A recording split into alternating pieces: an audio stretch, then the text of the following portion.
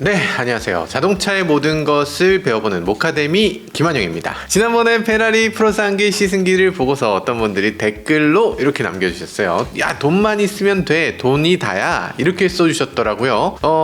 아이고. 어떤 분들 얘기하시더라고요. 행복을 돈으로 살 수 없다는 건 뻥이다. 행복을 돈으로 살 수 있다. 이렇게 말씀하시던데, 여러분들 행복한 순간을 한번 떠올려 보세요. 돈 쓸 때야? 호텔에서 호캉스 할 때야? 아이폰 살 때야? 노트북 살 때? 이런 거 아니잖아. 행복한 순간은 가족들하고 함께 있을 때, 뭐 아이를 낳았을 때, 결혼했을 때, 여자친구랑 뭐 그런 거잖아. 그럼 그 중에서 돈으로 산 거 하나라도 있어요? 하나도 없잖아. 물론 돈이 없는 거보다 있는 게 행복할 기회가 더 많아요. 그건 맞아. 이거 아무래도 좀 걱정 하나가 좀 줄어드니까. 그렇지만 진짜 중요한 거는 돈으로 살 수가 없어요. 심지어는 요 페라리 프로상계도 돈으로 못 삽니다.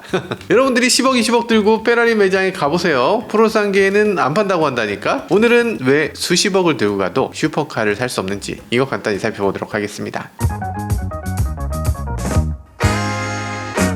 네, 솔직히 말씀드리면 저는 슈퍼카를 그렇게 좋아하는 사람은 아니다. 요걸 먼저 말씀드리고 가도록 할게요. 왜냐면 만약에 돈이 막 너무 넘쳐, 그래서 진짜 쓸 데가 없어, 그러면은 어쩌면 슈퍼카 살지도 몰라. 그런 거 아니면 뭐하러? 왜 굳이? 요런 얘기 하고 가야지. 요 얘기 안 하고 가면 나중에 돈을 뭐 어쩌고저쩌고 뭐 물질 만능주의에 어쩌고저쩌고 이러면서 막 댓글 날라올 수도 있어. 그래서 짚고 넘어가지만 저는 슈퍼카를 좋아하는 사람은 아닙니다. 근데 포르쉐는 그럼 왜 타냐? 포르쉐는 그냥 든든해. 저희 사무실 올 때 앞에 공사에서 막 우당탕탕탕 하고 옵니다. 지금 주차장에도 들어가는데 주차장 좁아서 막 잘 안 들어가지는데 거기도 막 슉 들어가요. 서킷에 갈 때도 그 차를 그냥 몰고 갑니다. 그래서 마구 막 들들들 볶아, 막 뒷바퀴 막 미끄러지고, 자동차 시승하는데 다른 차하고 드래그 레이스 막 하고 타이어 지지고 막 드리프트 하고, 그러고 나서 다음날에 아무 일 없었던 듯이 그냥 또 출근합니다. 어떤 면에서는 SUV보다 훨씬 든든해. 그런데 만약에 나 페라리를 갖고 있다, 이걸 가지고서 내가 서킷을 간다? 야, 이건 뭐 상상도 못할 것 같아요. 일단 페라리를 가지고 서킷을 간다는 것 자체가 마음이 너무 상할 것 같아. 타이어 똥 같은 거 막 묻고 그러면 얼마나 맘 상할까. 그러면 그딴 차를 탈 사람은 아무도 없겠네, 이렇게 생각되는데, 지금 페라리, 부가티, 맥라렌 이런 슈퍼카 제조사가 보도자료를 또 매달 보내줍니다. 보내주는 거 보면 수십억짜리 한정판 모델이 있었는데 이게 나오자마자 매진됐다.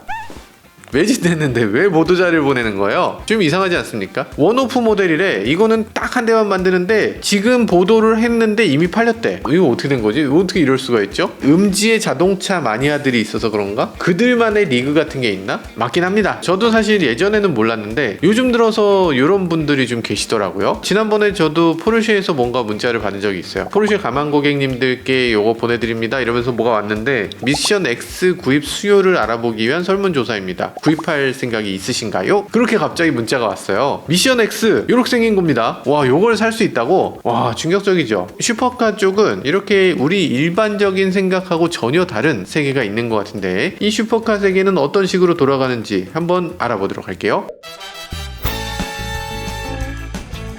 최근에 제가 몇몇 슈퍼카 오너분들을 만나서 얘기를 나눠본 적이 있어요. 어떤 재력가 분은 슈퍼카를 엄청 많이 구입하시는 분이 계시더라고요. 슈퍼카 계약 들어가 있는 것만 해도 10건이 넘어. 이미 10몇 건이 되고 자기도 몇 개인지 잘 기억을 못 하더라고. 그리고 차가 한두 달에 하나씩은 계속 나온다고 합니다. 주차장에 20몇 대가 들어가 있는데 그 다음부터는 돈을 내고 주차를 하려고 해도 안 된다고 해서, 그래서 어쩔 수 없이 이제 하나씩 팔아야 되나 보다 이러면서 몇 개씩 또 팔고 있다고 해요. 이런 사람들은 당연히 영업사원들이 특별 관리를 합니다. 그래서 이분들의 풀을 갖고 있어요. 신차가 나오면 발표하기 전에 이분들한테 먼저 보여줘. 만약에 부가티 같으면 프랑스, 페라리나 람보르기니 같으면 이태리, 이런 데서 먼저 공개를 해요. 공개를 할 때 이분들한테 초청장을 먼저 주기 때문에 이분들이 직접 가서 그걸 완전 단독으로 볼 수 있게 되는 거예요. 이분들만 위한 행사를 해줍니다. 이분들한테 연락을 돌려서 이거 계약을 먼저 받아내는 게 영업사원의 능력이에요. 그러니까 영업사원 입장에서는 이 고객들하고 1대1로 소통한다는 겁니다. 굉장히 좀 이상하죠. 왜냐면 자동차라는 건 수많은 사람들한테 뿌리면 뿌릴수록 더 많이 계약을 할 것 같잖아. 그렇지 않아요? 우리 모카 같은 데서 영상을 딱 내보내면 갑자기 계약이 막 쏟아져서 계약이 하루에 10,000건이 됐습니다, 30,000건이 됐습니다, 이런 얘기 하잖아요. 그렇게 하면 되지. 왜 그렇게 안 할까? 일단 계약금이 너무 비싸. 포르쉐 같은 경우는 계약금이 500만 원이죠. 아니, 갑자기 500만 원 내라면 어떻게 내? 그게 차가 언제 나올지도 모르는데, 지금 911 같은 경우는 한창 안 나올 땐 4년 걸렸단 말이죠. 미션 X 같은 거는 언제 나올지도 몰라. 이거 계약금 넣으면 한 10년 걸릴 수도 있어요. 그래도 500만원? 그 정도는 뭐 그럴 수 있지. 페라리는 계약금이 10%입니다. 페라리에서 가장 싼 차가 3억 원이에요. 어지간한 자동차는 6억 정도 합니다. 6억이면은 10%면 6천만 원이야. 계약금이 6천만 원. 이씨, 계약금 6천만 원 낼 수 있어? 그리고 페라리는 취소를 만약에 하잖아요. 원칙적으로는 이 돈을 안 돌려줍니다. 물론 취소하는 사람이 없지. 만약에 이걸 받아서 다른 사람한테 넘겨도 되고 그대로 다른 사람한테 사실상 순번만 넘기는 경우도 있습니다. 아름아름으로 서로 연락처 주고받고 그런다고 해요. 그리고 이쪽 세계에서는 흔히 되팔렘이라고 얘기하는 사람들도 있습니다. 슈퍼카 아니더라도 벤츠, BMW 이런 차들도 되팔렘이 있어요. 주문하고 나서 초창기에는 차가 수요가 많고 공급이 좀 적잖아요. 6개월 정도 걸립니다. 6개월 기다리지 뭐, 이런 사람도 있지만 슈퍼 부자들은 그 6개월이 너무 아까운 거야. 아니, 나 차 바로 받고 싶은데 6개월을 왜 기다려? 그래서 웃돈을 줍니다. 그러다 보니까 되팔렘 입장에서는 이 신차가 나오면 1호차 무조건 주세요 해서 1호차를 받습니다. 그래서 그걸 바로 중고차 매매상한테 탁송을 보냅니다. 그럼 슈퍼카 메이커에서 바로 중고차 매매상으로 가는 거예요. 지금 홈페이지나 뭐 이런 데서 한번 보세요. 무슨 카니 뭐 이런 데 들어가 보면 비닐도 안 뗀 한 2-30kg짜리 매물들이 있는데 이게 그냥 중고차 매매상으로 바로 탁송 보내는 거예요. 그리고 가격이 BMW나 벤츠 같은 차들도 몇백만 원, 그 중에서도 조금 비싼 차들은 몇천까지도 주고서 사는 경우가 있다고 합니다. 와, 놀라운 세상이죠. 자, 그럼 슈퍼카를 사려면 어떻게 해야 되나? 뭐 람보르기니, 맥라렌 뭐 이런 거 있지만 이런 차들은 주로 사면 가격이 떨어진다 하고 알려져 있어요. 그래서 가장 가격이 유지되는 스포츠카라고 하면 당연히 페라리입니다. 왜냐면 페라리보다 더 비싼 차들 있잖아요. 부가티 시론이니 무슨 코닉세그니 뭐 이런 차들은 대충 한 30억 40억 이래요. 이건 그냥 넘사벽이니까 워낙에 끝에 있는 사람들만 살 수 있는 겁니다. 이거는 뭐 경쟁이 없어. 그냥 내가 주문하면 그 사람 사는 거야. 근데 페라리는 한 3, 4억? 이 정도면 싸네? 이렇게 되는 거죠. 그래서 좀 잘 나간다 하는 부자들이 돈 좀 생기고 좀 무리하게 되면 난 페라리 살 거야 이러면서 수요가 생기게 됩니다. 그러니까 샀다가 중고로 팔아도 금방 또 사가는 거야. 이른바 환금성이 좋다고 하죠. 뭐 다른 말로는 가격 방어가 좋다 뭐 이렇게 얘기할 수 있고요. 그러면 페라리가 가격 방어가 얼마나 되냐? 페라리는 인증 중고차가 있어요. 이렇게 온라인에서 차종을 전시하기도 합니다. 여기서 가장 싼 차가 488 스파이더. 이미 단종된 차인데 488이 언제적 488인데 지금 아직도 2억 8천이야. 296 GTB 이게 좀 저렴한 차인데 아니 뭐야 벌써 신차보다 비싸요. 페라리 쪽의 말에 따르면요, 이게 진짜로 신차보다 비싼 건 아니고 옵션이 많이 들어간 상태였기 때문에 신차보다는 한 10% 정도 낮은 가격이다 뭐 이렇게 얘기합니다. 여기서 가장 비싼 차는 SF90인데요 8억 5천만 원. 저이씨 말도 안 돼. 옵션 가격이 뭐 2억 붙었나요? 이게 이 정도로 올라가다 보니까 신차로 4억짜리 차를 뽑아가지고 이걸 그대로 팔면 1억을 번다 이런 얘기가 있었습니다. 그러니까 되팔렘이 그렇게 많았던 거죠. 이 럭셔리 제품들은 다 그런 게 있습니다. 에르메스 버킨백이라든지 뭐 롤렉스 시계라든지 이런 제품들은 원하는 만큼 신품을 살 수가 없잖아요. 그래서 신품을 사다가 빨리 살 수 있게 해주는 요 중간 사람들, 요 사람들이 웃돈을 받을 수 있는 거지. 페라리도 그렇습니다. 내가 돈 들고 가도 쉽게 살 수가 없는 거죠. 물론 계약하면 팔긴 파는데 이 한 4, 5년 후에 살 수 있거나 아니면 그 모델의 주기가 끝나는 시점에 걸쳐지게 되면 더 이상 주문을 안 받게 됩니다. 예를 들어서 F8 트리뷰토 같은 경우 이게 나오다가 끝나고 296 GTB라는 차가 나오게 돼요. 그럼 그 사이클이 지나고 나면 그 차를 더 이상 생산을 안 하거든. 그러니까 생산 물량이 이미 꽉 찼습니다. 그럼 더 이상 계약을 안 받아주는 거예요. 계약을 안 받아주니까 돈을 아무리 들고 가도 살 수가 없는 거죠. 그러니까 웃돈이 붙게 되는 겁니다. 그래서 페라리는 계속 가격이 올라간다 이런 얘기를 하는 거예요. 물론 슈퍼카는 페라리만 있는 게 아니죠. 여기 보면 맥라렌 같은 브랜드도 있습니다. 저는 맥라렌 정말 좋아하는데 이 맥라렌은 페라리보다 일단 구입하기가 훨씬 쉬워. 어떤 면에서는 페라리보다 훨씬 좋은 점이 많이 있습니다. 문이 이렇게 열리잖아. 페라리는 이렇게 열리는데 720S, 750S죠 요즘. 땅에 착 가라앉아 있는 거 보세요. 그리고 앞부분 이 날렵한 거 봐봐. 엔진이 뒤에 있잖아. 페라리는 엔진이 대부분 앞에 있습니다. 페라리는 뒤에 있는 애들이 오히려 몇 개 없어. 너무 멋지지 않습니까? 드라이브 모드 바꾸는 요것도 사실 페라리 운전하다 보면 요거 좀 답답합니다. 페라리는 요걸 마네티노라고 해요. 핸들에서 이렇게 바꾸는 거. 이거 바꿨다가 다음에 보면 레이스로 돼 있어. 근데 맥라렌은 드라이브 모드를 이렇게 두 가지를 세팅할 수가 있고 액티브 버튼을 눌러서 작동을 시키고 다음번 시동 걸면 액티브가 꺼져 있어요. 훨씬 똑똑한 방식이라고 할 수 있죠. 이 맥라렌은 안티롤바가 생략되어 있기도 하고 이런 첨단 기능들이 막 들어있습니다. 페라리는 뭐? 페라리에 무슨 첨단이 있어? 아니야?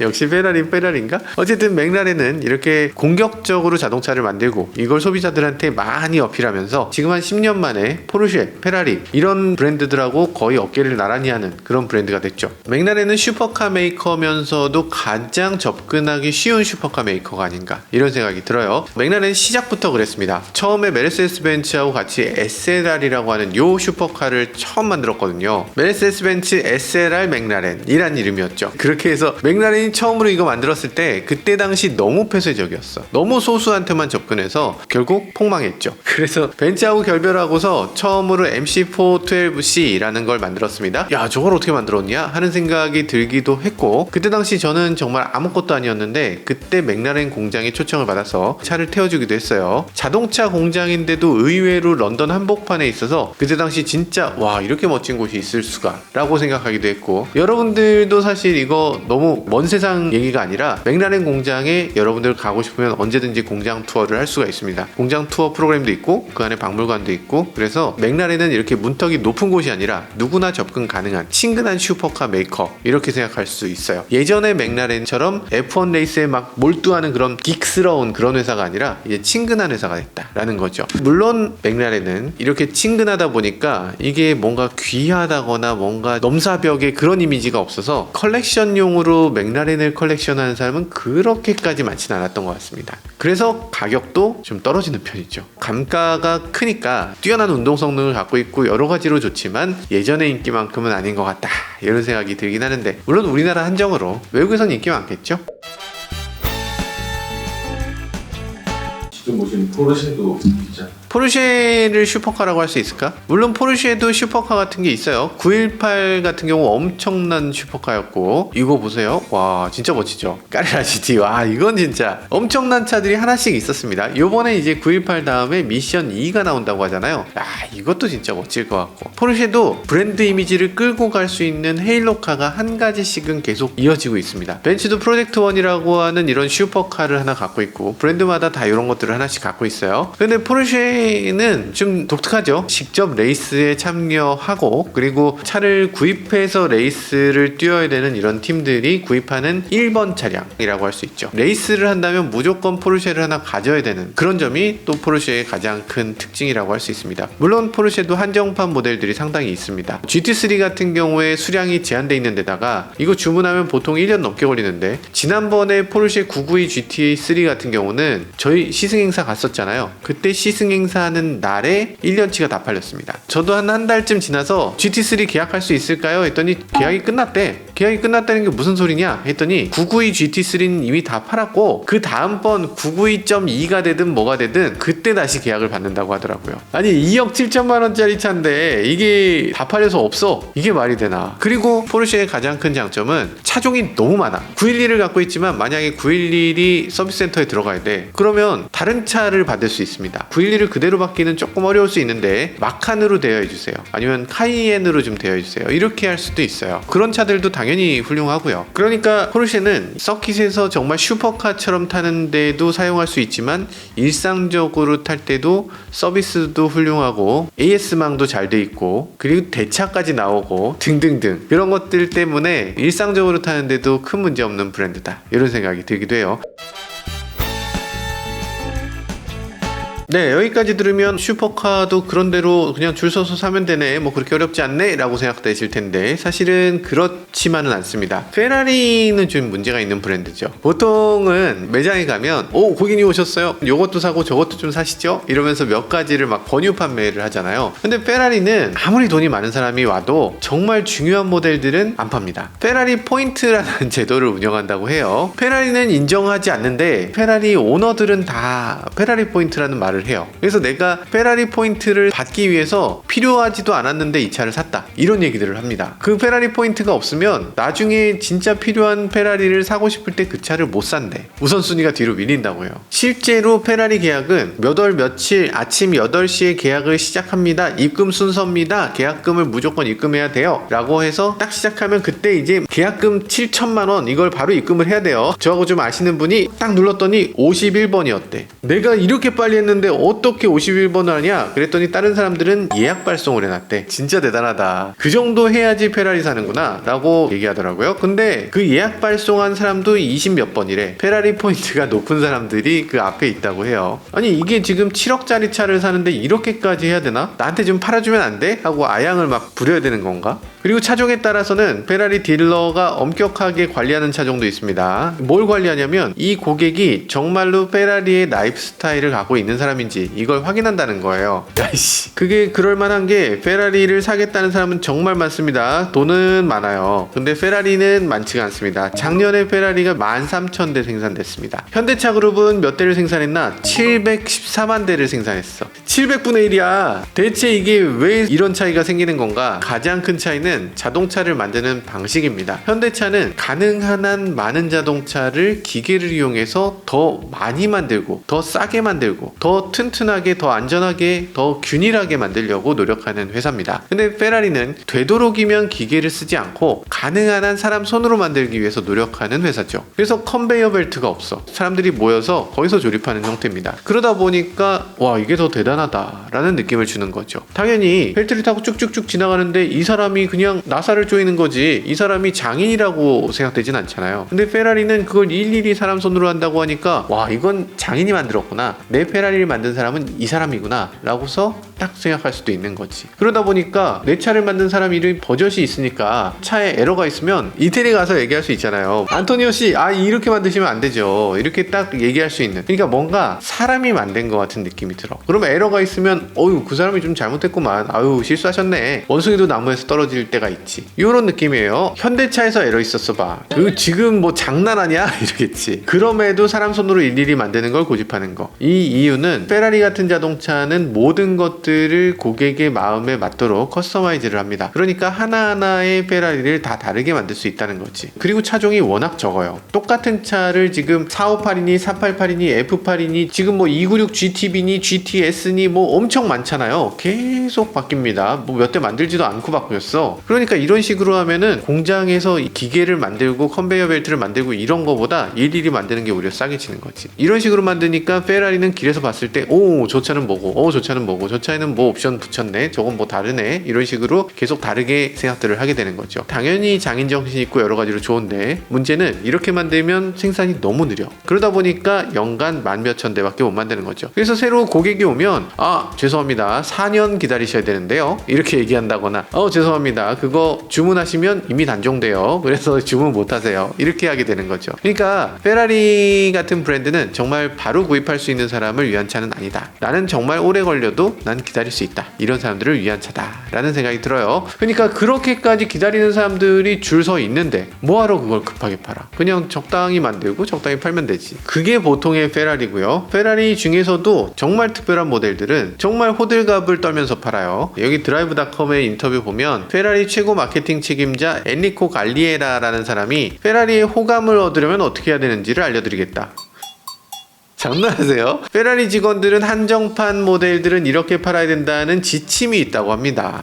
나 참. 특히 라페라리 같은 차는 정말 희귀한 모델이었기 때문에 이런 차를 사려면 엄격한 요구사항이 있었다라고 해요. 원래는 18억 정도였는데 지금 라페라리가 70억? 너무하네. 너무하네. 그러니까 이 차는 사면 몇십억을 번다는 얘기죠. 이거 아무한테나 줄 수는 없잖아. 당연히 페라리를 좋아하는 사람들한테 줘야 되겠죠. 그리고 이걸 재판매하지 않을 사람, 계속 가질 사람이 이걸 해야지. 차가 아니라 비트코인 같이 여겨지면 안 되잖아. 그러니까 당연히 이건 페라리를 정말 사랑하는 사람한테 판다라는 건데, 이 사람이 페라리하고 히스토리가 있어야 된다고 합니다. 이 긴 역사를 페라리하고 같이 보냈어야 돼. 페라리 일단 사봤어야 되고 여러 대의 페라리를 이미 소유하고 있어야 한다고 합니다. 뭐 어떤 사람들은 6대 있어야 된다는 사람도 있고 뭐 그 이상 있어야 된다는 사람도 있어요. 그리고 페라리 오너 행사가 여러 가지 있는데 그 오너 행사도 적극적으로 참여해야 된다고 합니다. 카발케이드, 로드랠리 이런 것들이 있는데 이건 페라리들이 모여서 이렇게 로드쇼 같은 걸 하는 거예요. 때윙 같은 거 하는 행사, 이런 것들도 가야 되고, 그리고 서킷 행사도 있다고 하는데 레이싱 스쿨 같은 데 가서 이거 페라리를 어떻게 운전하는지를 좀 배우고 그래야 라페라리를 살 조건이 된다고 합니다. 페라리에서는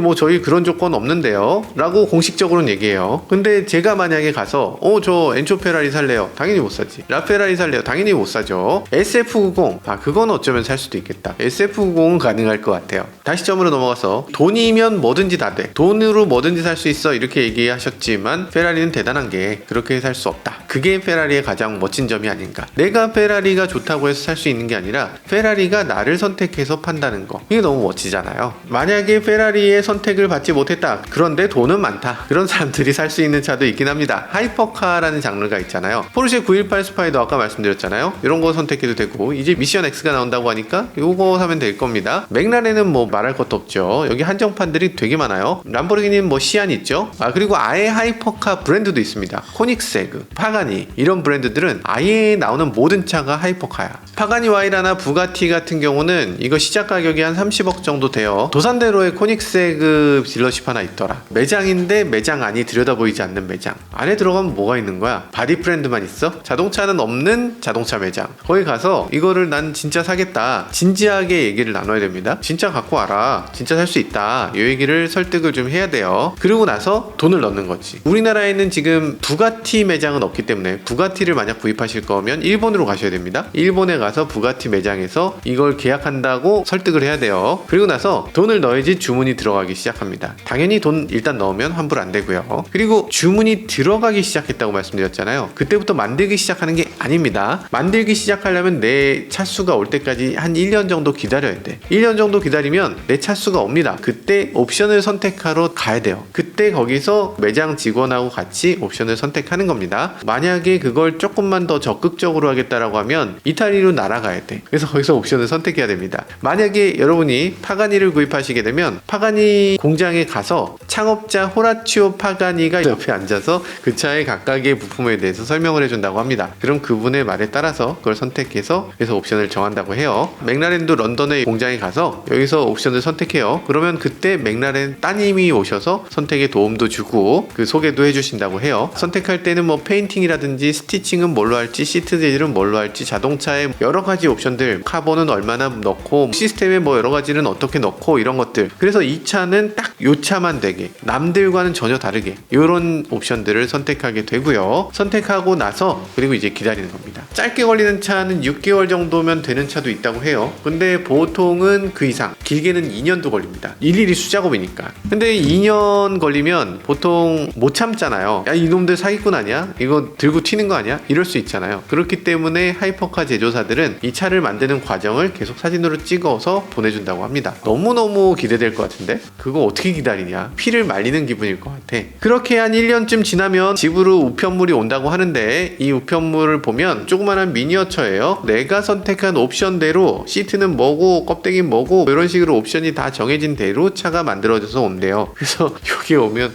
이걸 보면서 또 내가 1년을 참을 수 있을까? 이러면서 1년을 더 버틴다고 합니다. 포르쉐도 이걸 약간 흉내를 내요. 보통 주문하면 한 6개월에서 한 1년은 기다리거든요. 그러니까 포르쉐도 이렇게 조그만한 미니어처 같은 걸 집으로 보내줍니다. 이게 포르쉐의 전통이니까 네가 한번 직접 조립해보렴. 조립식으로 이렇게 조립하게끔. 어쨌든 포기하지 말라는 거지. 그래서 결국에 자동차가 다 만들어지면 어떻게 되나? 자동차를 우리나라로 보내야 되잖아요. 만약에 하이퍼카 정도가 되면 배 타고 오는 경우는 거의 없습니다. 비행기 화물로 오지. 2012라는 영화 지구가 막 다 폭삭폭삭 무너지는데 거기서 비행기 타고 가다가 비행기에서 차 한 대를 타고서 거기서 음성인식으로 시동을 걸고 뛰어내리잖아, 차 갖고. 그런 것들이 비행기 화물로 이렇게 온다라는 거예요. 비행기 화물로 오게 되면은 화물비가 2천만 원 정도 될 것 같아요. 30억짜리 차인데 뭐 2천만 원 정도면 뭐 껌값이죠, 그죠? 자, 아무튼 그 정도로 기다려야 된다. 정말 어려운 과정이 있는 거죠. 돈 싸들고 간다고 그렇게 쉽게 되는 게 아니에요. 근데 어떤 분들은 얘기합니다. 아니, 해외 나갔더니 부가티가 그냥 쇼룸에 있던데요? 하시는 분들 계시던데, 그거는 보통은 고객차거나 아니면 중고차입니다. 그런데 그 중고차라고 해서 그게 싼 것도 아니다. 오히려 더 비싼 경우도 있다라는 거죠. 네, 그런데 사실 이건 작년까지 얘기입니다. 지금은 전혀 그렇지 않다. 어떤 분들은 이런 얘기도 합니다. 아니, 페라리는 가격 방어가 잘 된다고 했는데 마음의 상처를 입었어요. 이런 분들도 계세요. 요즘 경기가 그만큼 안 좋다는 얘기인데, 페라리 같은 경우에 지금 매장에 스토카가 있다고 해요. 포르쉐 911도 예전에 뭐 4년 기다려야 된다고 했는데 요즘은 뭐 주문하면 바로 받을 수 있는 차도 있습니다. 옵션이 내 입맛하고 달라서 그렇지. 그래서 지금 요즘 차테크를 하겠다, 요거는 현실적으로 말이 안 되고요. 되팔렘 이런 분들도 이제는 거의 없는 것 같습니다. 순수하게 자동차를 위해서 1년에 뭐 수천만 원에서 뭐 수억 원씩을 쓸 각오가 된 사람들, 이런 사람들이 나 슈퍼카 사는 거지. 저같이 차 좋아하는 사람 입장에서는 요즘같이 이렇게 가격이 좀 떨어져 주는 게 좋은 것 같습니다. 왜냐하면 페라리도 언젠간 중고차가 돼서 가격이 많이 떨어지면 저도 살 수 있는 금액에 들어오지 않을까, 그런 생각이 들어서 말이죠. 지금 수많은 슈퍼카 브랜드들 있는데요. 사실 이 중에서 어떤 브랜드가 더 좋고 어떤 브랜드가 더 나쁘다, 뭐 이렇게 얘기하는 것도 의미 없는 것 같습니다. 그리고 더 비싼 자동차라고 해서 더 좋은 것만도 아닌 것 같고요. 하이퍼카, 뭐 슈퍼카 이런 차를 산다고 해도 그거 뭐 1년에 한두 번 그냥 꺼내서 와 이거 멋지지 않습니까? 이렇게 과시하는 거, 그게 무슨 의미가 있나. 자동차라는 건 타라고 만든 건데. 어쨌든 여러분들은 어떤 슈퍼카, 어떤 차를 선호하시는지 이 댓글로 남겨주시면 감사하겠습니다. 지금까지 저는 모카 김한용이었습니다. 감사합니다.